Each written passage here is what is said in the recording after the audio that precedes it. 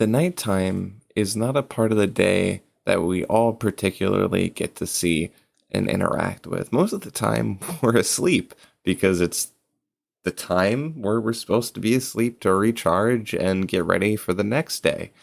The insects come out and chirp. Fireflies can light up the night. The stars are the only glow outside of artificial lighting. And it can be a really peaceful or relaxing time of day in particular situations. Or it can be really spooky, as nighttime is when our subconscious mind likes to play tricks on us and likes to make us all nervous. And there's a large group of people, myself included, that interact more with the nighttime than the daytime.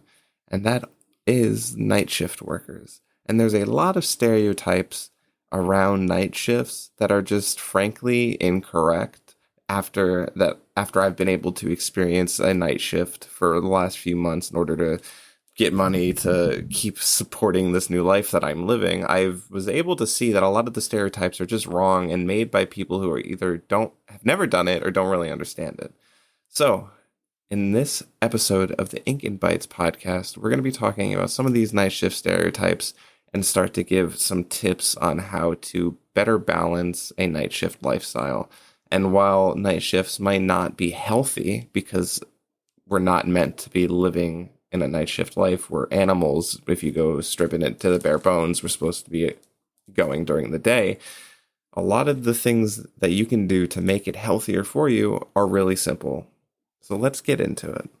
But wait, before we get into this, because I always forget to do this, if you really like the podcast and you want more of it and you want more of it consistently, because I know I haven't been that active posting because it's been so busy for me recently, feel free to head over to my Ko-Fi at ko-fi.com/worldbuilder and feel free to support me there, which allows me to do this more and more confidently and give it more time that it needs and that I want to give it. Also, feel free to check out my blog and my website at the-world-builder.com, where you'll be able to find things such as my blog, my podcast that you're listening to now. You have more information there, and some social media consulting, because I recently started my own social media consulting business, and if you're looking for someone to help you with creating content, all the information's there. But anyway, enough of the housekeeping. Let's dive into it and start talking about night shift.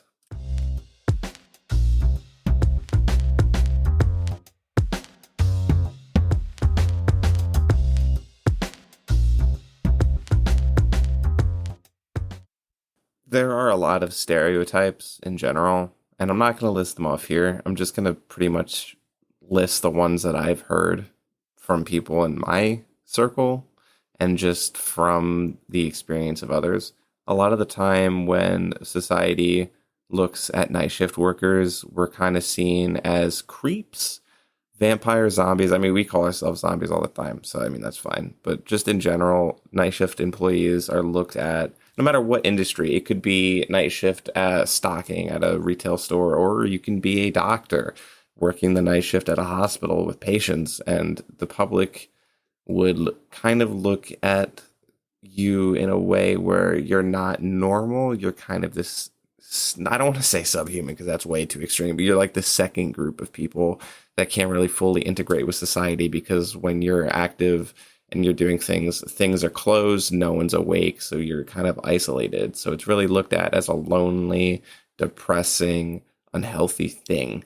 And really, while, like I said before, it's not healthy, it's also not completely isolating and depressing. And a lot of night shift employees are actually some of the more healthier individuals, because if you're working the night shift, you have to be more conscious about your health than if you were in the day shift, because you don't have easy access to sunlight all of the time, and you don't have easy access to food, so you have to plan ahead. So honestly, night shift makes it so you have to plan better and be a more prepared adult over a everyday day shift type lifestyle. And that's not a slight to any day shift or any other type of shift, but it's just what I've noticed as I've been going through it. You have to be more prepared for the future when you're doing night. But with the stereotypes aside, let's talk about some things that I've done, that I've read, that I've researched, that have helped me and that make this a more manageable temporary lifestyle to deal with.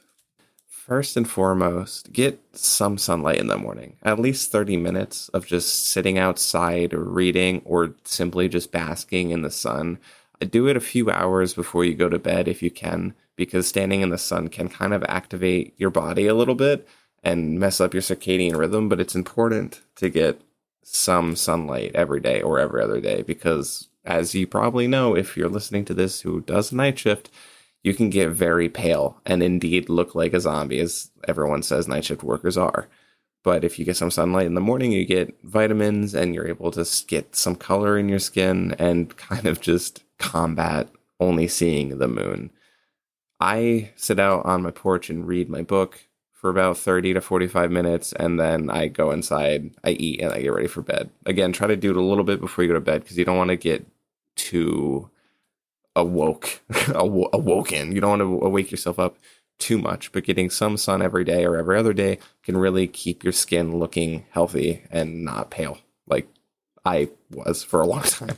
Secondly, and this is probably the most critical thing you can do, and I doubted its validity until I experienced an event recently where I didn't have them, but buy blackout curtains and make your sleeping space as dark as possible. If you live in a house with a lot of windows or if your bedroom has a lot of windows, it's kind of harder, but make sure to get as many blackout curtains as you need for at least your bedroom and cover those windows. And if you don't have a door on your bedroom, they also make blackout like doorway things. I don't know what they're exactly called, but that stops access light from seeping into your bedroom from other parts of the house. If you have a door, that's even better. It makes it a whole lot easier. But make your sleeping space as dark as you possibly can. And this is because if your room is dark enough and it's pitch black or relatively close to there with no light bleeding in, you can trick your circadian rhythm to think daytime is nighttime if you build your sleep schedule once you start building that out a little bit. And basically, without getting too deep into it, our circadian rhythm is our internal clock in terms of what time of day it is, like when you should sleep. For the normal life of day to day, when the sun starts to go down, we start to get tired because our body is getting ready to sleep. It's telling us it's time to go to bed. But when you're working overnight, when the sun goes down and the moon comes up, that is when you're supposed to get up. So tricking your circadian rhythm into thinking that night is day and day is night is a really critical thing in order to stay healthy and rested when you have to work night shifts and you're living a night shift lifestyle. Like I said, I doubted the validity of this until recently when I had to go over to another apartment and sleep because maintenance was being done on mine and I didn't want to take my curtains down even if I was only moving right across the street for a night. So I had to sleep with the sun bleeding in, and it was a very unrestful and broken sleep. It basically felt like a string of naps tied together with a few moments of lucidity. It really wasn't that good. So make sure you buy blackout curtains and make it as dark as you possibly can. Eat healthy and consistently. Oh no, that's not news to anybody, but it becomes significantly more important when you're working at night because your body is going to be impacted in different ways than if it was during the day. You're going to get less sun, which already has a lot of impacts in of itself. So you have to eat healthy and consistently. So breakfast, lunch, and dinner, or just eat your required amount of food a day. And this is also a really good way to learn how food works and to learn what eating healthy really is. But you just need the fuel, just like blacking out your room and tricking your circadian rhythm is important just for being rested and somewhat energized in the morning. Eating healthy and consistently when you're working a night shift is the key to being full and conscious and not dizzy, tired, moody, all of the side effects that bad food can give you. And this comes with a little trick.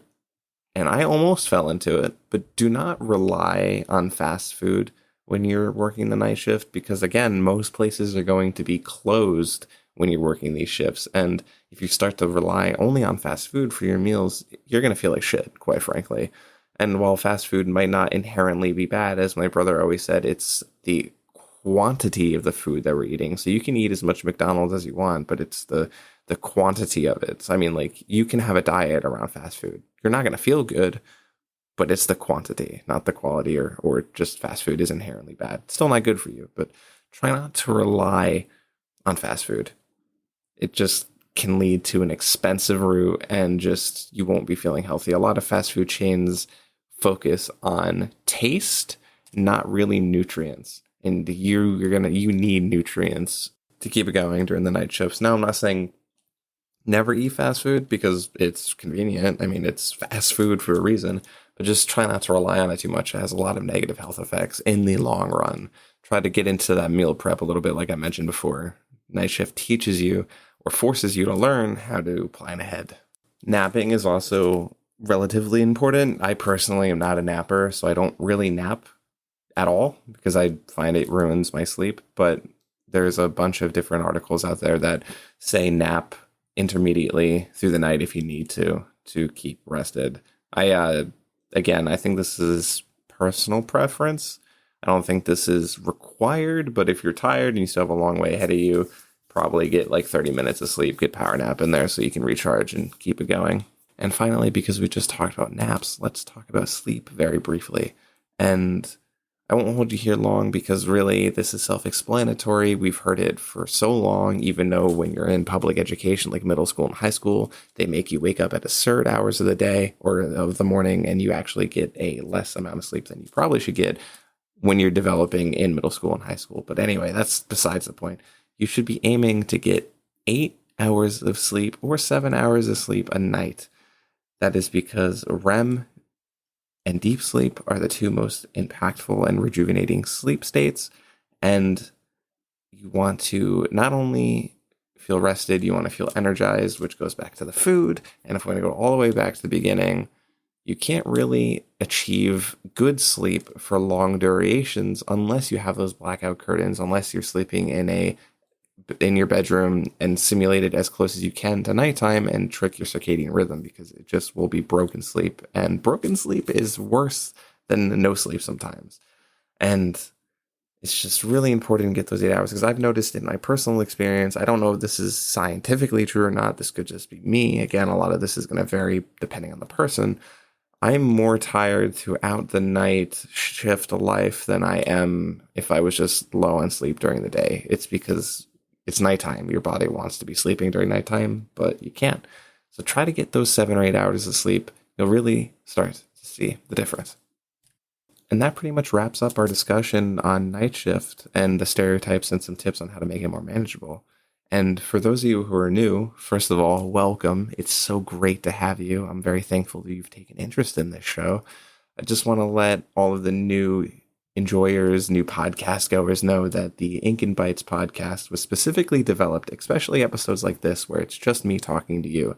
They were designed to be short 10 to 15 minute long episodes where you can get right into what's important in each topic and use what I talk about to hopefully better impact your life or further encourage learning to find things that you can use. We also have longer form episodes like my last episode where I sat down with my good friend, the architect, and talked narrative development and narrative storytelling with Destiny and Destiny 2. Those are your standard hour 30, 2 hours, even that episode, 2 hours and 40 something minutes. Those are your standard episodes where you're going to have a guest and we're going to be having a conversation very naturally.